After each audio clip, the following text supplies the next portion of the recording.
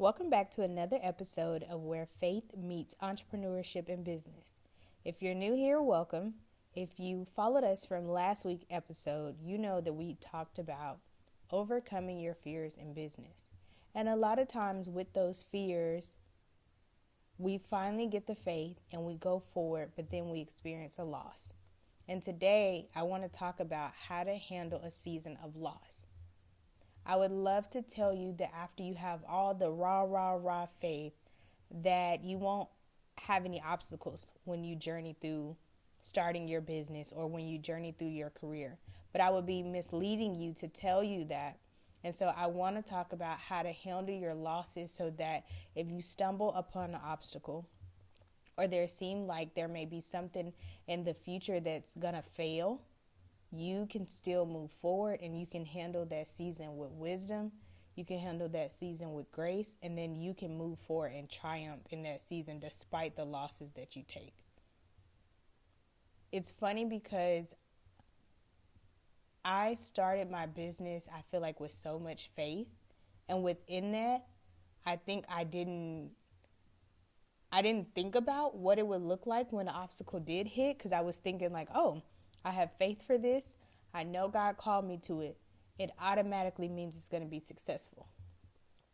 And I do believe that's true. But our view of success and God's view of success is two different things. And even within that success, you may run into some losses. And with that, I want to help you still move forward and not stop just because you've hit a roadblock or just because you've ran into that obstacle. And this is even for those who are in a career. You may lose your job, but what is that season going to look like when you actually do? You may get demoted, or you may have a new boss put over you that you really dislike and they're making your job super hard, and it seems like everywhere you turn, you're taking a loss on the job. My hope and my goal is to help you win that season. Because just because you're taking a loss in the natural doesn't mean that you still can't have a successful season even with your losses. And we're going to discuss what that looks like and what that means. I think one of the mistakes we make when we hit a wall or we take a loss or we lose our job or our business, the first idea we had for a business seems like it's failing, or it did actually fail and you had to close the business. We try to hold in our emotions as if they aren't there. We try to say like, oh, well, God, I know you have a plan, so I'm just going to try to be positive. And the reality of it is God created you with emotions, so he wants you to express those emotions. Or we try to be strong and just say like, oh, I'm not hurt because they laid me off and I was one of the best workers. Like, I'm fine. I can get a better job. I can get, and we get boastful. But the reality is it hurts when you take a loss. Whether you're in a season where your business is failing, and we're going to touch on that because I am just now walking out of a season where I'm seeing my business start to pick up some. But I went through a season of complete silence in my business. But the first step, feel the emotions. It doesn't serve you to hold in those emotions and act as if they aren't real. They're there for a reason. And so I would say if you're angry, tell God you're angry.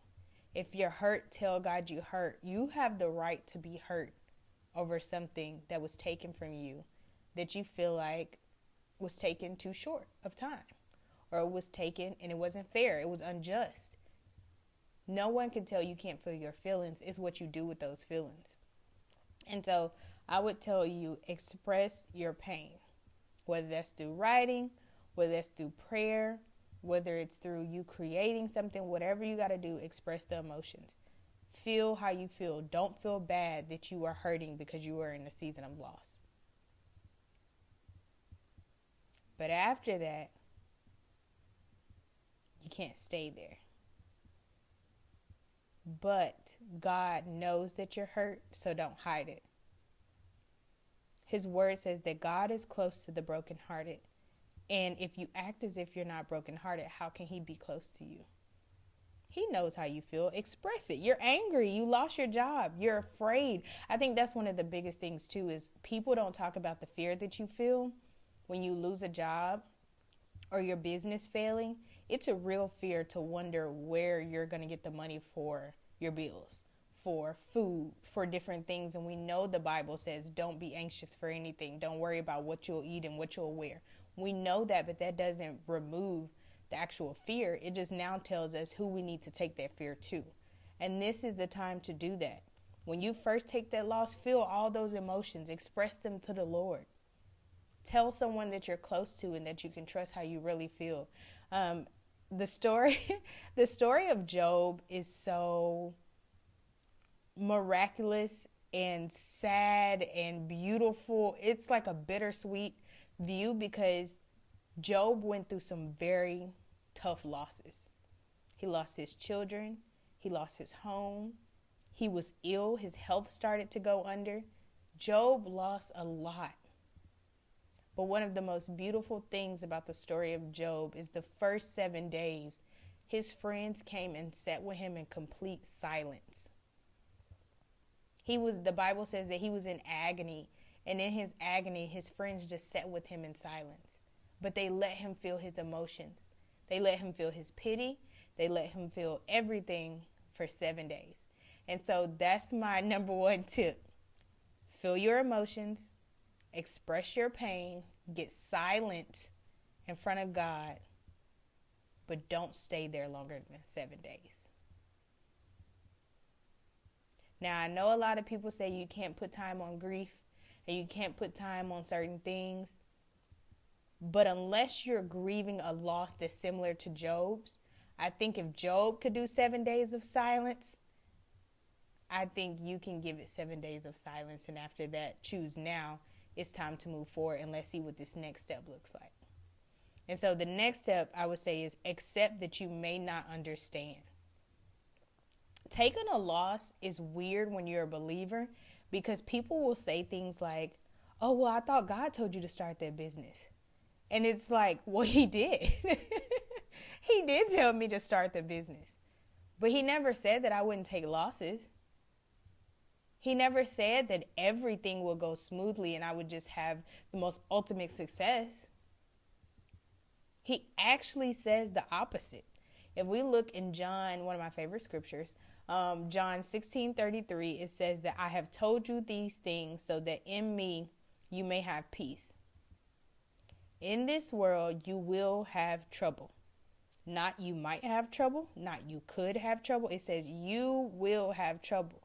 But it says, but take heart, which can also be said is be brave. I have overcome the world. And that is something to remember in this season of losses, is that as you accept that you may not understand, recognize that you have a God, you serve a good God who has already overcome the world. And if he's overcome the world, that means he's overcome your losses. He's overcome the season that you're in, and it's only temporary. And a lot of times we don't even recognize how what we feel like is a loss is really a gain for Christ, and it's a gain for where he's taken us. So you may have lost one job, right? Or you may have failed in business and you went 3 months and you don't have any clients and it's looking real bleak right now. But who's to say that's not the setup for the perfect turnaround that God wants to give you? And then also, who's to say that that's not just for the testing of your faith?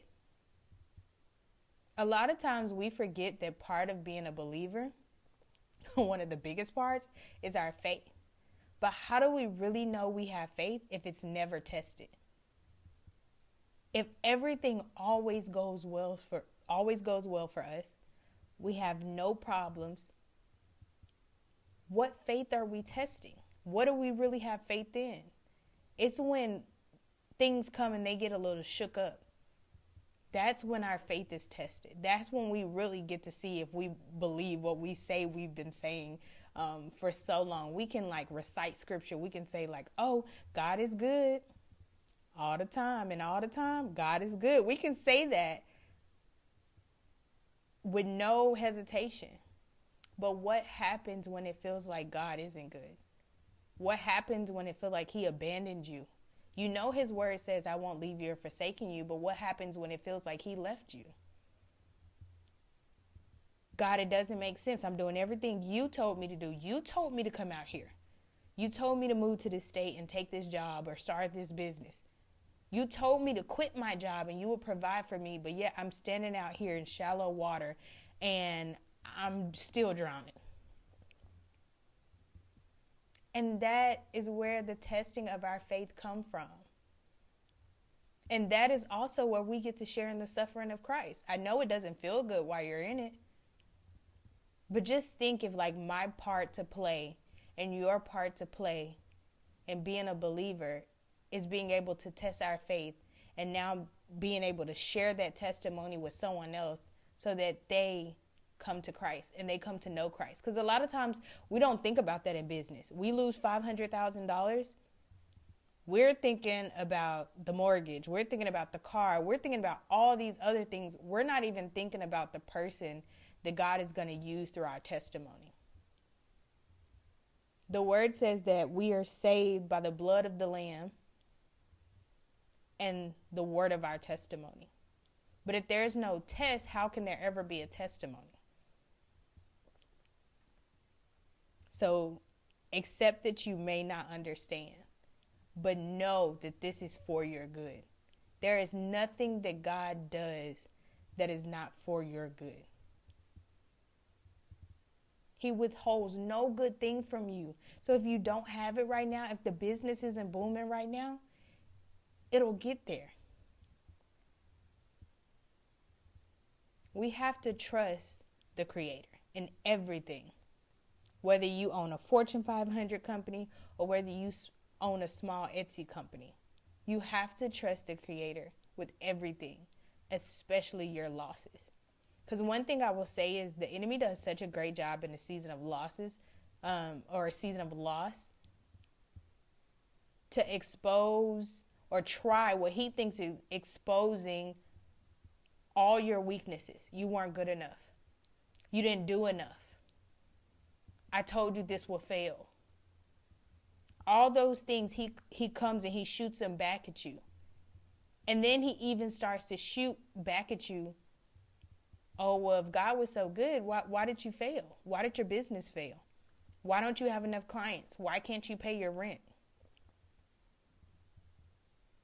And sometimes we feed into that and we're like, you're right. And we become heart hardened. We allow our heart to harden. And it's the opposite of what God wants for us. And so after you feel those emotions and you get silent before God, accept that you may not understand. And with that acceptance, allow grace to fill the holes or the voids where you feel like your questions have went unanswered. You won't know everything. That's just the world we live in. You won't have all the answers right now.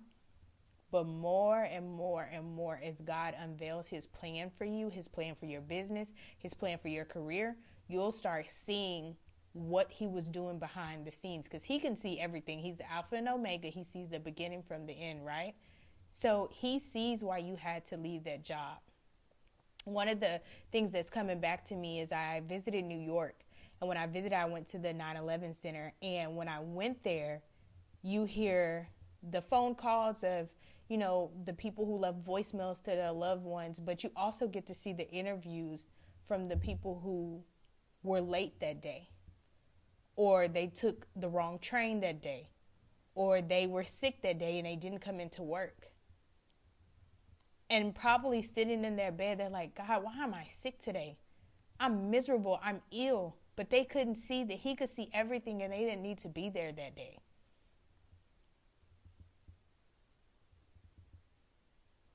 So understand that he can see it. He sees your pain. It's real. He acknowledges it. That's why it says he's close to the brokenhearted. If you say you trust him, you say you love him, and you say you serve him, and he is Lord, You have to trust him with even the things that feel like they're literally the opposite of everything he's saying.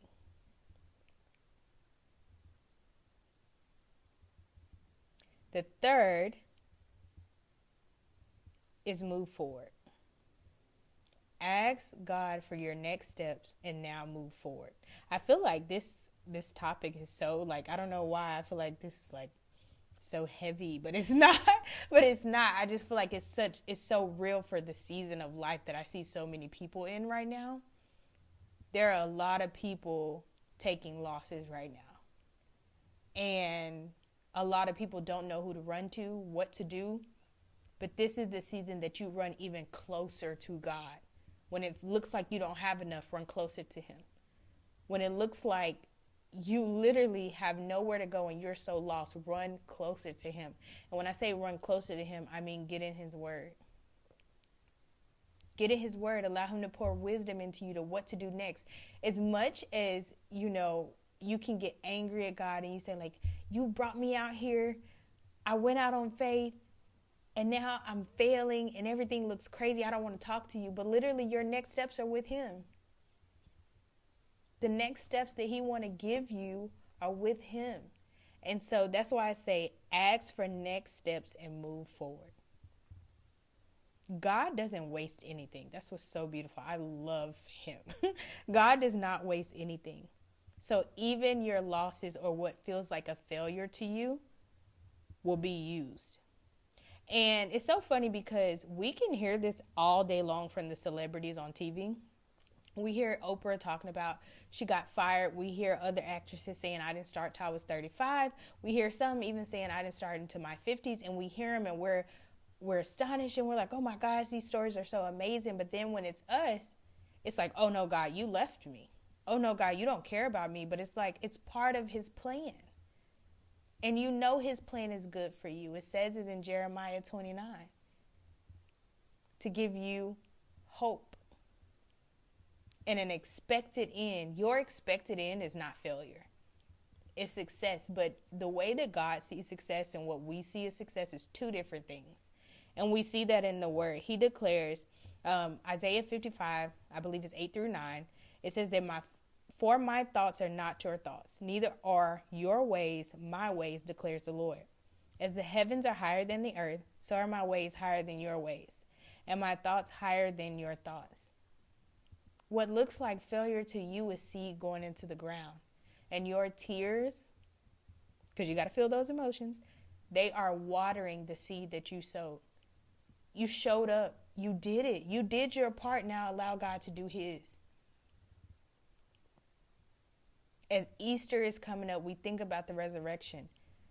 And when the tomb closed and our Christ was put on a cross, the tomb closed, it looked like failure. And that's even being dramatic when we compare that to our job loss or our business not succeeding right now or actually losing our business or even being sued or something. And now you're having to pay out a big settlement in your business. That compares nothing to what Christ did. And so I believe our failures and losses even help us see a bigger picture. That one, everything isn't about us. And two, anything can be resurrected. It says nothing is impossible with God. So the settlement that you had to pay out, he can give you the money back 10 times over. The job that you lost, he can give you a better one 10 times over. Better salary, better benefits, closer to your home or remote. He can give you everything you're asking for. All he's asking back is for our trust. And so in that season of loss, are you going to wallow and stay there and just say, like, God, you abandoned me. I'm gone. I'm going to abandon ship. I give up on this business. I give up on even looking for a career. I'm going to just go do something else that I know will guarantee me money, which is so crazy because we see that a lot right now. You'll have a great job. It's in the field that you know God told you to be in. You're gifted in it.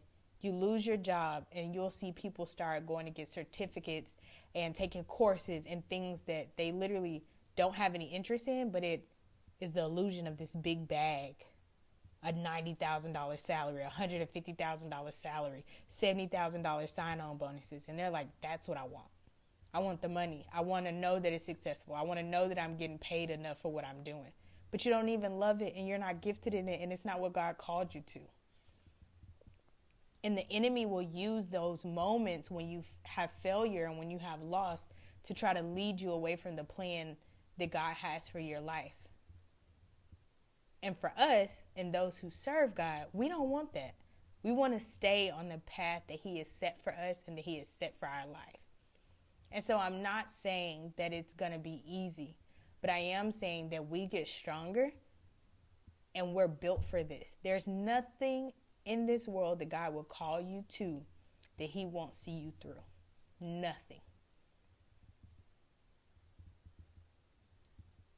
And so if you are in a season right now and you feel like you have lost, I am speaking from personal experience. I spent time, I want to say from last September, and like 4 months, I was like, I didn't see not one client, not one, maybe one. How? That's probably a stretch. And I was just like, God, I have no idea what you're doing, because I was seeing client to client. I had a nice savings account. Everything was great. And at the moment that I started to recognize, like, instead of asking God why this happened to you, ask Him, what do you need to learn? What is it He's trying to teach you in this season? And that's one of the greatest things we can do as we move forward and ask for next step is, God, what is this teaching me? What are you trying to show me? What are you strengthening me for? What are you building me up for? Because I know it's for something. You waste nothing. And then He speaks. And He's showing me, for me personally, He showed me that I need you to allow me to be your daily bread, so that in the future, when I start blessing you, you don't hold on to it as if it's yours. When I give you millions, when I bless your business, when I bless your platform, I don't need you to hold on to it as if it's yours. I just need you to be a steward over it and manage it as I show you, as I give you wisdom. But for that to happen, I need you to trust me every day for your daily bread. So I went from having savings and so much that I could sow and give to other people to waking up. And that day, God gave me what I needed for that day. Went to sleep. He gave me what I needed for that day. And some days He didn't give it to me. But that just meant it wasn't an actual need. It was something that, hey, just keep going. Rent might have been late. Keep going. I got you. You'll pay it. It'll be fine. You'll be okay. And in that, it taught me the ultimate trust in Him for everything that I need. So now, as He's pushing me back out and He's starting to open doors, I know not to just take anything, because I'm not persuaded by money. I'm not persuaded by the glamorous view or outlook on what someone is trying to offer me. Because I know, one, whose I am, and two, I know who my ultimate provider is. My job was never my source. My business was never my source. It was simply a tool for God to use to bring resources to me. But I know the source of that is Him. And if I know that, then He can trust me with more. He can trust me to steward more. He can trust me to give more. But I had to go through a season of loss to understand that. And so in this season, start to fill yourself up with joy, because the beautiful thing about seasons is that they have to change. Seasons have to change. They never stay the same. And that's the beauty in it. So ask God. Say, I'm done weeping. I wept. I had my emotions. I let it all out. But now, what are you trying to teach me? God, I may not understand, but what are you trying to teach me in this season? And what steps do I need to do to make sure that I'm following your plan going forward? Because I know success is up ahead. You don't stop at the failure or the loss. God doesn't leave you there. That's just a part of the journey, but it's not your end goal. And I truly believe that you will start looking at your seasons of losses as a season of wins instead, because you recognize that God is setting you up for something so beautiful and amazing. So if you have any questions, this feels like such a deep episode, but if you have any questions, as always, our link is below. You can email me. I'm willing to do one-on-one if you need to meet with somebody to talk about your losses, because sometimes processing them with someone who may have a little bit more experience or a little bit more wisdom, or who has their own testimony in this, it encourages you and it helps you. Because even in seasons of loss, we shouldn't be alone. We know that the word says that 2 is better than 1, because if one falls down, there's another there to pick them up. And maybe in this season, you need someone to pick you up. So make sure you email, contact us, let us know how we can help you, because you are not alone in this season of loss. You aren't the first person who has experienced one, and you won't be the last. And the beauty of it is there are so many encouraging stories to give you faith as you endure this season of loss. Because right around the corner is your season of triumph and joy, and you never know at what moment it can shift. But I do believe it depends on a shift of your attitude and a shift of your gratitude as well. So reach out to us. We would love to help you, but just know that this season does not last forever. Thanks for checking out this episode, and we will see you next week.